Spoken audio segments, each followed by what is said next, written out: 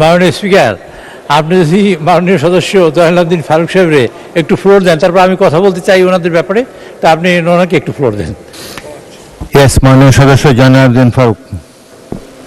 Sir, এখানে তো আপনাকে কি দিয়ে যে ধন্যবাদ জানাবো, বীর মুক্তিযোদ্ধা আপনি।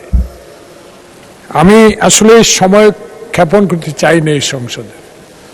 আমি একটা বিষয়ে আমার খুব বলতে ইচ্ছা করছিল কয়েকদিন ধরে, কিন্তু আপনার দিকে তাকিয়ে এই সংসদের সময় যাতে ক্ষেপণ না হয় সেই জন্য বলিনি।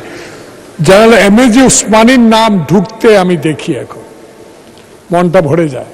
এই আমলেই, এই সরকারের আমলেই এই জাতীয় সংসদের সকল সদস্যদের আজকে প্রথমে ঢুকতে যে জেনারেল এমএজি উসমানী বীর শ্রেষ্ঠদের নাম মুক্তিযুদ্ধে যারা 71 সালে দেশ স্বাধীন করেছে তাদের নাম ফলক দিয়ে যে সংসদকে আপনি ঐতিহ্য করে তুলেছেন, সেজন্য আপনাকে একটা ধন্যবাদ জন্য ধরে। Thank you. ধন্যবাদ মাননীয় সদস্য।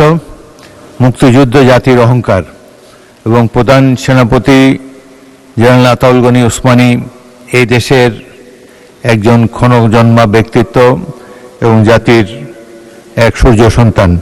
তাদের নামে জাতীয় সংসদে এবং বীরশ্রেষ্ঠদের নামে সংসদের বিভিন্ন এলাকার নামকরণ করা হয়েছে, সেজন্য আমরা সবাই গর্বিত। আপনাদের সবাইকে ধন্যবাদ। আমি মহামান্য রাষ্ট্রপতির ভাষণে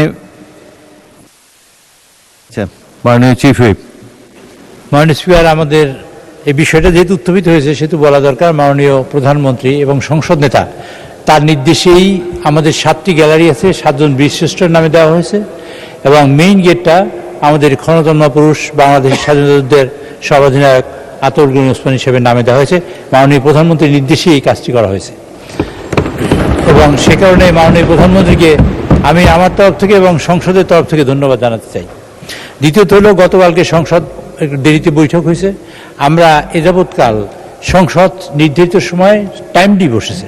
শুধুমাত্র গতকালকে আমাদের সংসদীয় কমিটি একটি মিটিং ছিল।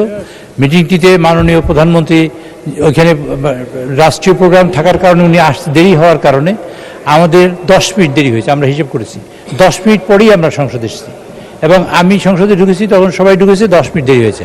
কাজেই আমরা এর জন্য গতকালকে 10 মিনিট দেরি হয়েছে, আমরা দুঃখিত।